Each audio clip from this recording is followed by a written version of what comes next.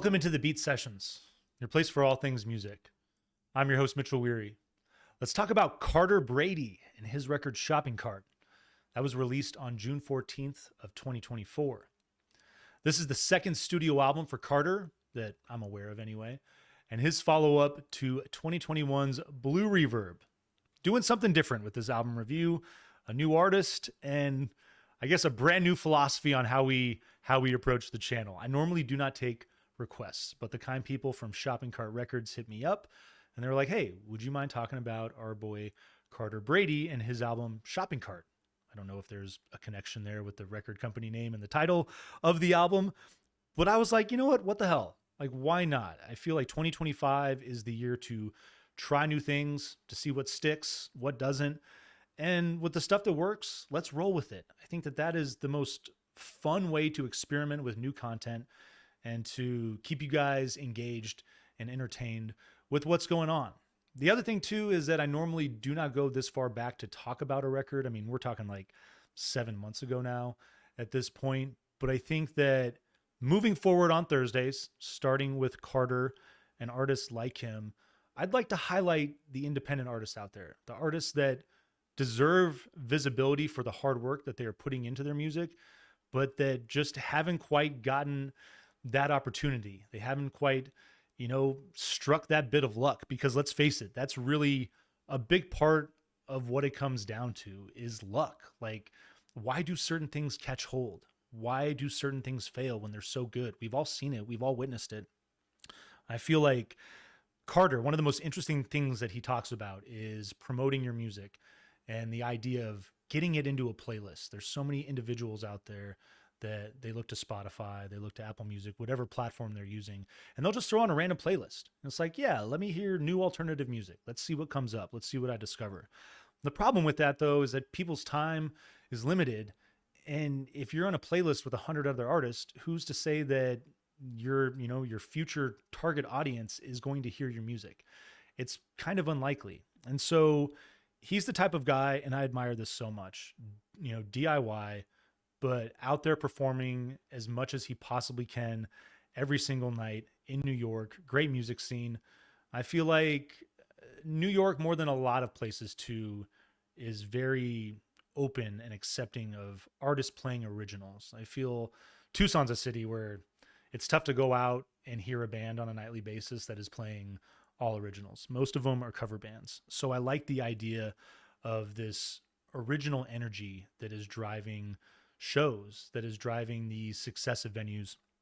And if I had a chance to get out to New York, I'd love to see Carter tear it up on stage, because you can feel his energy just pouring off this record. He seems like just a really fun, uplifting guy. I mean, his lyrics definitely discuss negative aspects of life, but I think ultimately this is a guy that is going to find success. He might not play arenas in his lifetime, but he's going to do very well in this line of work because of his outlook, because of his positivity, and because of the way he approaches the world.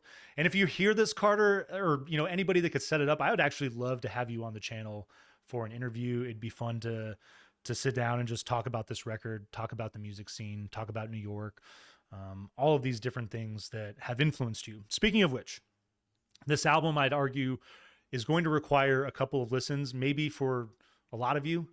I needed it because upon first listen, I thought that a lot of this was derivative.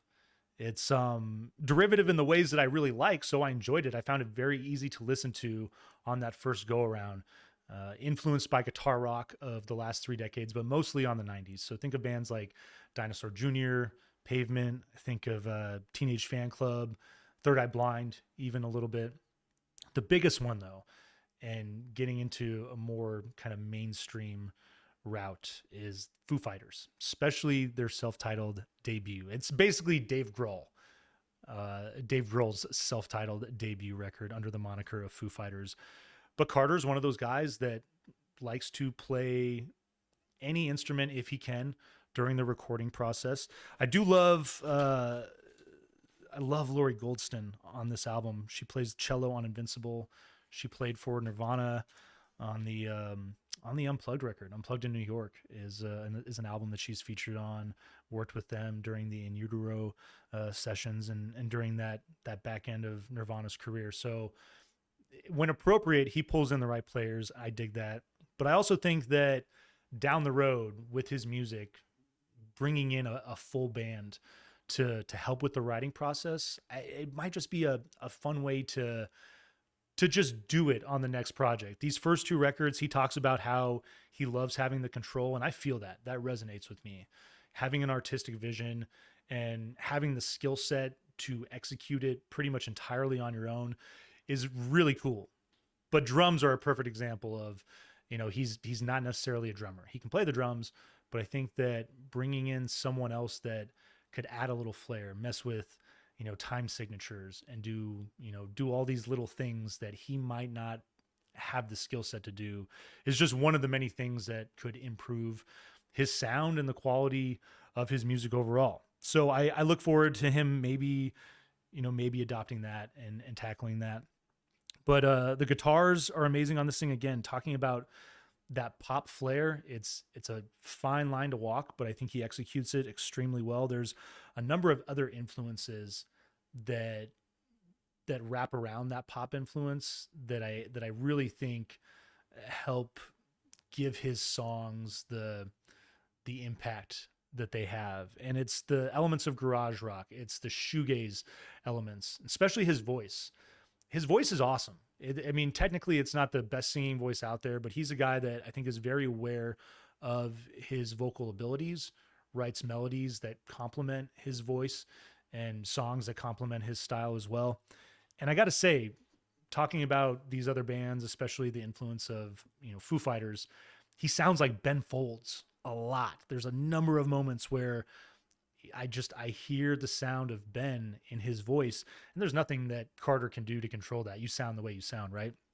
But I've always loved Ben Folds, and I felt the inflection of his voice, the vocal element, and the production too. I really like the almost kind of shoegazy feel, the way that his voice blends in with the music. It's something that I think is problematic this day and age. There's a number of artists. I love the new Waxahachie record, Tiger's Blood, but I feel the vocal is just a bit too much from a production standpoint in that record. That would be my one constructive criticism of that album.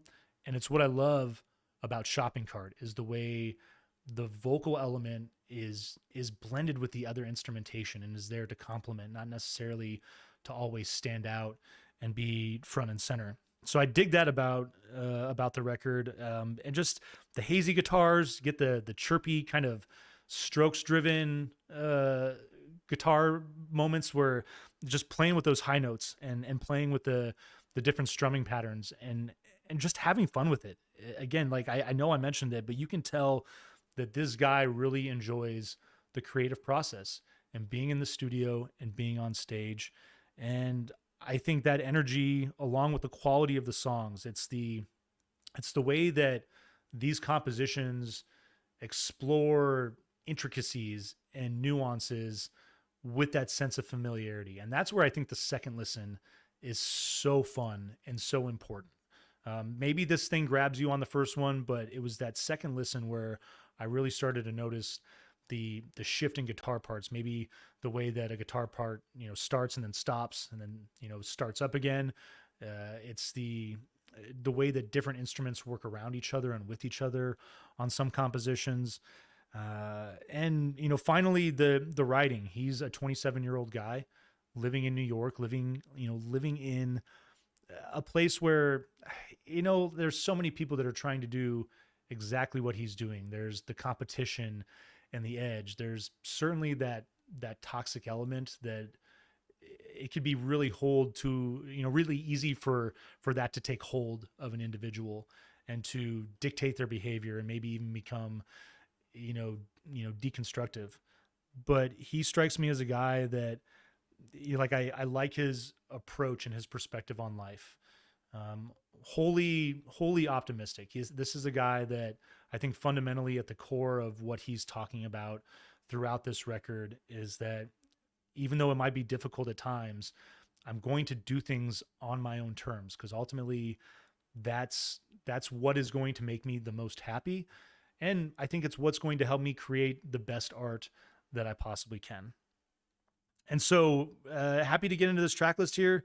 We're Talking is your opening song. Got this light alternative rock, these it's like rollicking punch in the rhythm. Second guitar builds in on the intro to create that layer, and that's something that's very common here. You'll see that rhythm, and he talks about his songwriting process too, how it mostly starts with rhythm guitar. I feel that it's really easy to recognize that with these compositions. So it might be the one thing down the road with future records I'd encourage him to maybe, take a different approach to the songwriting process. See what that does to change your songs and to change your style a little bit. Not saying that you need to, but just as far as keeping things fresh and exploring that, that creativity, I think that could be an avenue worth exploring.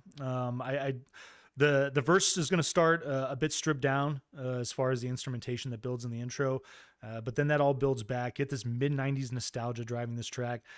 Really get that big Foo Fighters feel on this opening number, but it's got fun instrumental nuances in the back half. I really love the twists and turns that this composition takes within that first song and within a tight time frame. This thing runs in about 4 minutes, so it's not like it's this big old 7-minute, 8-minute opening banger that he's trying to do a bunch in. Instead is your second track. Roll the Bass opens an up-tempo alternative rock composition, has a bit of a contemporary surf rock feel. I feel that, that can go back and forth with desert rock, garage rock. There's all kind of this edgy, just hardness in the tone of the guitar. But what I love about the surf rock and the desert rock is that the tone can be a little more gentle, a little more airy, while still accomplishing the same goal. We got this pop drive on the song. Enjoy the subdued vocal on this particular track. The production is great. Ripping solo to boot, and it's a really catchy tune. And I just getting into some of the lyrics here. I think I love mannequin depictions are telling what I want to do, breaking in the visions that still can be the next big new, holding out my hope of the possibility to be you. Thought that I could do both, but some things aren't really true. It's true. Struggle, stable boy, trouble, fate and joy, instead of what I enjoyed. I love those lyrics, the way it just flows off of his tongue, the movement in those words, and the message that's there. It's this idea of, I feel, tackling, who he is with the person that he wants to be and overcoming the obstacles where he's at in this point to be that person. And I think that is a message that I don't care if you're 27 or 77. That's something that resonates with everybody. It doesn't matter how old you get. I think that we all find challenges in life, tests that test our character ultimately, that test what we're made of, what our principles are, and how we choose to respond. And there's plenty of moments I think that all of us have where we reflect and we wish we'd made different decisions based on the outcome. Obviously, hindsight is 2020, but it's what I love about Instead. The idea of, instead of being this person, do what you need to do to become the person that you want. Really a cool track. Your third song, Grocery Store, your title track, or, it's kind of not your title track, but your thematic centerpiece, so to speak. Jangly, breezy guitars with this driving rhythm. Lead guitar works in and out. I love the way that is just kind of doing its thing intermittently. Love the bass in the second verse. Just gets this little funky walk, and then it does the same thing in the coda, and that's that fun, nuanced instrumentation that I'm talking about. And it took that second listen for me to really catch that in Grocery Store. And when I did, I was like, ooh, that's nice. Late Night Temptations is your fourth track. Ben Folds on the vocal massively here. I cannot help it. It's the first thing I got to start with, but I love that about it. Get the bright crashing electric riff, creates the body of this opening of this track, and the verse. The song creates a mood of not being satisfied. And I think that's something that he does really well. You might look at these compositions, and to your average musician, they might seem simplistic, but there's something about the mood that he creates with the melodies, with the instrumentation, that really reflects what he's talking about. And this is one of those great moments. I really feel like Late Night Temptations is just, it's got this feeling of wanting more and wanting to go after it, and being stuck, and the idea of, oftentimes it's our own selves that keeps us stuck. Sometimes there's circumstances that we have to overcome, whatever it might be, but just knowing that driving and grinding it out will get you to that point. I love call it like a middle eight or a bridge, but it comes up a couple of times. This really nice arpeggiated riff that's driving that. Bass and drums that build in this song are great. Really a highlight for me. So Late is your fifth track. Hard hitting alternative riff and rhythm. I really like the lead riff over the opening, just the way that comes in and does its thing. Verse is going to take a minimal light guitar driven turn. Definitely more of a pop flair. But I love the chorus. I love the catchy melody with the heavy guitars, the turn that it takes. It's a song that it took that second listen to grow on me. At first, it felt like the chorus was really the hook and the big part, and the rest of the song was kind of built around it. But the more I listen to it, the more those verses sink in and have more of an impact. But a cool song nonetheless. Fit In is your sixth track. More of that moody, kind of like hard punk edge, which I really enjoy when he's bringing that to the table. It's got this breezy alternative balance, though.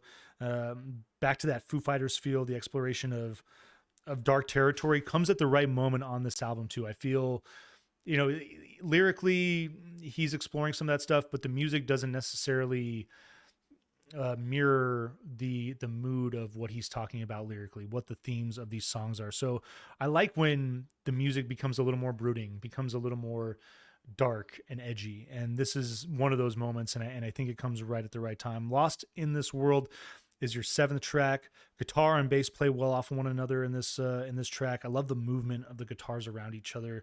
It's got this great post-punk feel with a solid hook. And there's also this, I couldn't help but hear a little bit of like Queens of the Stone Age, a little bit of stoner rock, and especially when the solo hits. Bits of REM, I feel, influenced this song, but it's one of my favorites. I really enjoyed it, and I enjoyed the lyrical exploration of this too. Get into this here real quick. Wanted for months, I wanted 4 months, been wanting for months now, I'm lost in this world that nobody knows. I'm taught to stay put, so I can't. I love that line. That is a fantastic line. I'm taught to stay put, so I can't. The idea of I will not be told what to do. I will do things on my own terms. Walking the front, I'm walking the front. Been walking way up now. Talking the talk now. I'm lost in this world that nobody knows.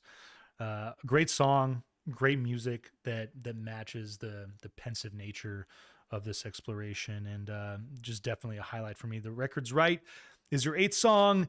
I feel that the record could do without this. This is not my favorite track. It's good, but at 13 tracks at 48 minutes, this is one that I felt like maybe could have taken the cut. But it's got breezy, loosely strummed guitars that open with big drums. Guitars adopt more of a punk feel. There's just moments of like soaring pop flair in the song that make it nice and catchy. It's again, not a bad song, but probably if you're going to give me one to cut from this list, it would be the first to go. Go Home is your ninth track and probably my favorite. Back to that moody shoegazy feel. I think it just complements his voice so incredibly well, that style. The chorus fills out with a great hook. Instrumentation is lighter, but grounded in the heavy rock feel. I really like the contrast in the instrumentation there. And it's just got a great coda to close things out. Invincible is your 10th song. You get this arpeggiated acoustic open, a little bit of it sounds like mandolin that's joining in on this. Could be, a different instrumentation, a guitar with a different tone, just messing with pedals. But I think it's a mandolin. You get this dark acoustic driven alternative rock. It's a bit grungy. I like that about it. And then the strings that come in from Laurie Goldston are a really nice touch. Definitely a standout as far as the tracks go. And again, this run of songs, starting with Go Home all the way to the end, I think the backside of this record is really strong. Suppressed is your 11th track. Singer-songwriter acoustic open. I love the great harmonies in the intro. And then the drums kick in, and then this thing just starts rocking hard. and just the big layers of guitars. It really reminded me of Smashing Pumpkins. I love that about this track. It's a bit sludgy, which I like that as well. But again, it's got that contrast, the light, airy build in the guitars as they progress, even though they are taking on big, heavy tonal nuances. It's a fun song. 12. See You in My Free Head is your penultimate track.